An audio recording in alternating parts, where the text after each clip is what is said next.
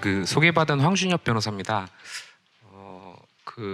이 소송은 사실 온마을로 지원이 없었으면 조금 여러 가지 의미에서 하기 힘든 소송이었는데요. 저희가 이게 사실은 이제 원래는 이제 아동학대 피해자로과 원고가 돼서 이제 가해 당사자를 한 손해배상 청구 소송을 먼저 제기를 했었고요. 사실은 이제 처음 소송 기획 단계에서는 이제 말씀드리겠지만 여러 가지로 이게 국가의 시스템이 작동하지 않았기 때문에 이런 피해가 발생할 수밖에는 없었다라는 대리인단의 일치된 이제 견해가 있었습니다. 근데 다만 이제 두 가지 정도가 크게 좀 걸리는 문제였는데 저희가 이제 상담 단계나 이제 그 자료를 수집하는 단계에서는 실제로 국가가 구체적으로 어떻게 개입을 했고 어떻게 좀 부실한 조치를 했는지를 확인할 방법이 조금 없었습니다. 그리고 또 한 가지는 사실은 저희가 이제 국가를 상대로 한 소송은 항상 이제 패소 가능성을 고려를 하지 않을 수가 없습니다. 이 소송의 원고 당사자는 사실은 굉장히 오랜 기간 동안 학대 피해를 당해 오다가 정말 이제 도망치다시피 이제 학대 행위자들로부터 떠나와서 이제 어렵게 이제 혼자 생활을 하고 있는 당사자였기 때문에 도저히 이런 패소 비용 부담을 이제 안고서 소송을 진행하기는 어려운 상황이었습니다. 그래서 이제 온마을로의 이 사건이 사실은 이제 성인이 된 상태였기 때문에 지원이 가능할지 조금 의문이 있었지만 이제 흔쾌히 이제 이 사건 신청을 통해서 이제 온마을로에서 지원 결정을 해주셔서 저희가 이제 국가를 상대로 한 국가배상 청구 소송도 진행을 할 수 있었습니다. 예, 이 점 다시 한번 이 자리 빌어서 감사의 말씀을 드리도록 하겠습니다. 일단 사건과 관련한 이제 자세한 내용은 사실 이제 발제문에 좀 적어 두었습니다. 한번 화면을 좀 보여주실 수 있을까요? 예. 네. 지금 편집을 너무 잘해주셔서 자료집을 보시는 게 더 나을 수도 있을 것 같습니다. 네.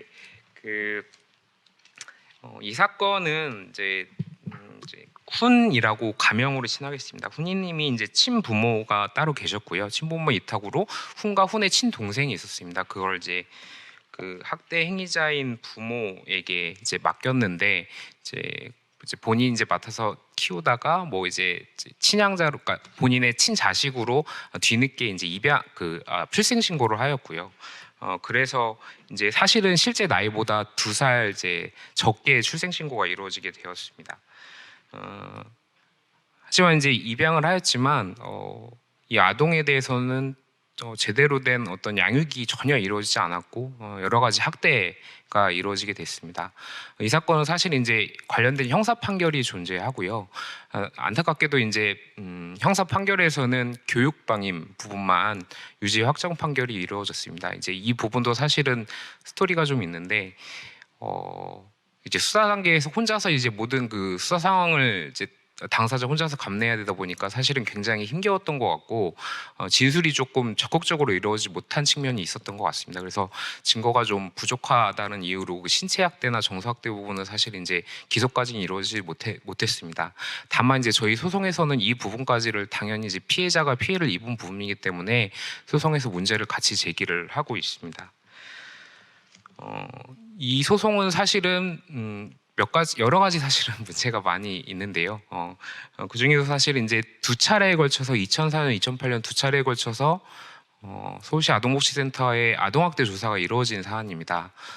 2번이나 이루어졌음에도 불구하고 전혀 이런 아동학대에 대한 충분한 어떤 개선이 이루어지지 않았다라는 부분은 누가 보아도 이건 시스템이 적절히 작용하지 않았다라고 볼 수밖에 없는 지점인 것 같습니다. 그래서 이런 부분을 저희가 국가배상 청구 소송에서 많이 지적을 하고 있고 구체적인 학대의 내용은 자료집 보시면 알겠지만 사실은 이제 아동학대 조사서 내용을 보더라도 이걸 왜 조치를 안 했을까? 왜 분리를 하지 않았을까? 이런 의문이 드는 지점들이 상당히 많이 있습니다. 그래서 저희는 이제 소송을 통해서 아동학대 판정 자체가 제대로 적절하게 이루어진 것인지 그에 따른 적절한 조치가 이루어진 것인지에 대해서 의문을 갖고 문제 제기를 하고 있습니다. 그리고 만약 그때 당시 지침이 대로 했더라도 그 지침 자체가 부실하고 잘못된 부분은 없었는지에 대해서도 문제 제기를 하고 있습니다.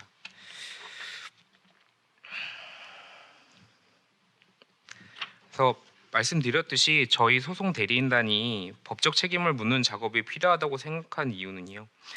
두 차례에 걸쳐서 사실은 외부인의 신고로 두 차례 아동학대 조사가 이루어지게 됐습니다.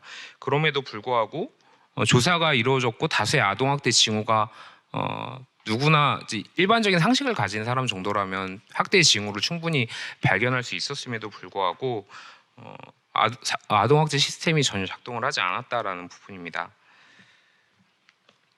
또한 첫 번째 아동학대 조사가 이루어지고 4년 후에도 다시 아동학대 조사가 이루어졌음에도 제대로 된 조치가 이루어지지 않았기 때문입니다.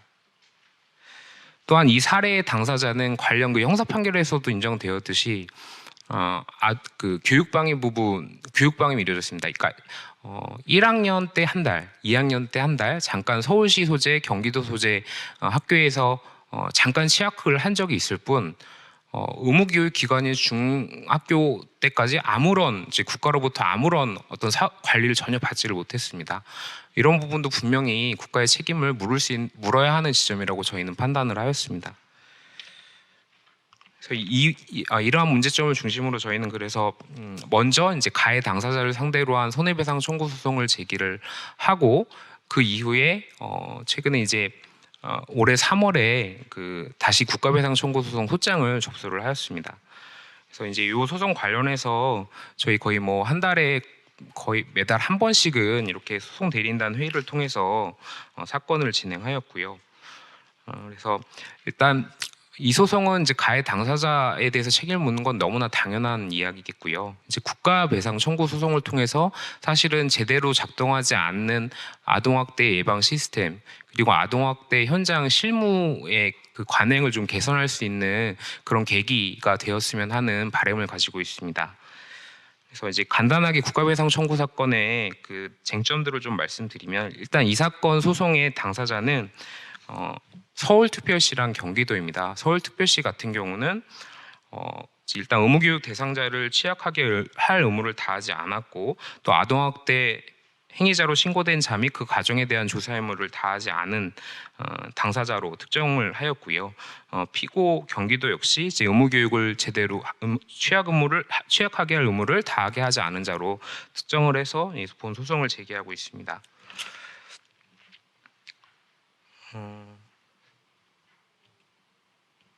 사실은 이제 이 소송과 관련해서는 조금만 더 이제 자세히 설명드리면 그 피고 서울시 아동학대 조사 및 사례 관리 의무와 관련해서는 이제 말씀드린 바와 같이 이제 2004년과 2008년에 두 차례에 걸쳐서 이제 신고가 이루어져서 아동학대 조사가 이루어졌고요. 다만 이제 1차 아동학대 신고 및 조사에서도 사실은 이제 저희가 그 아동학대 조사서를 보았을 때는 이 지점에 있어서는 조금 더 적극적으로 개입을 하고 또는 분리 조치가 이루어졌어야 되는 것이 아닌가라고 판단이 되는 지점이 있었음에도 불구하고 단순 아동학대로만 판단을 하였고 그 이후에 사실은 이제 그때 당시 시행되던 2003년도 지침에 따르더라도 6개월간 사후관리 의무를 했어야 되는데 전혀 사후관리 의무를 이행하지 않았었습니다. 이런 부분도 명확하게 잘못한 부분이라고 생각하고 사실 아동학대를 예방하는 데 있어서 사후관리는 굉장히 중요한 부분입니다. 다들 아시겠지만 근데 이런 부분이 굉장히 큰 실책이라고 판단을 하고 있고요. 2차 아동학대 신고에서도 마찬가지로 한 차례 아동학대 신고가 이루어진 전력이 있음에도 너무나 형식적으로 아동학대 조사가 이루어진 것을 확인할 수 있었습니다. 또한 사후관리 역시 학대행위 당사자에게 딱 한 번 전화를 하고 종결 처리한 것이 전부였습니다. 이런 부분 누가 보아도 너무나 명확한 실책이라고 보이고 문제 제기를 해야 되는 부분이라고 생각을 하였습니다. 그래서 사실은 이 소송 진행하면서 저희 대리인단이 굉장히 많은 이제 어려움을 느끼고 있고 이제 소송을 제기한 이상 법리적인 부분에 있어서 법원의 판단에 기대는 수밖에 없는데 이제 아시는 분들은 아시겠지만 이제 어떤 공무원의 과실 책임이 있어서 법원이 기존의 판례에서는 굉장히 소극적으로만 판단을 내리는 경향이 있어서 이 부분 판단에 있어 저희가 혹시나 이제 그런 기존 판례, 소극적인 판례의 태도에 따라서 좋지 않은 결과를 얻지는 않을까 이런 좀 우려도 조금은 가지고 있습니다. 하지만 저희 분명히 이 사건을 통해서 사실은 누가 보더라도 상식적으로 국가가 제대로 그 시스템이 작동하지 않았다는 부분 명확하기 때문에 법원에서도 이러한 부분을 보아서 분명히 좀 적극적으로 또 판단을 내려주실 것이라고 기대를 하고 있고, 또 저희도 열심히 변호사로서 또 소송을 통해서 좋은 결과를 낼 수 있도록 노력하도록 하려고 하고 있습니다. 그래서 이 사건에 대해서 많은 관심과 또 격려를 부탁드리고, 또 앞으로 또 많은 지원을 좀 부탁드리겠습니다. 예, 감사합니다.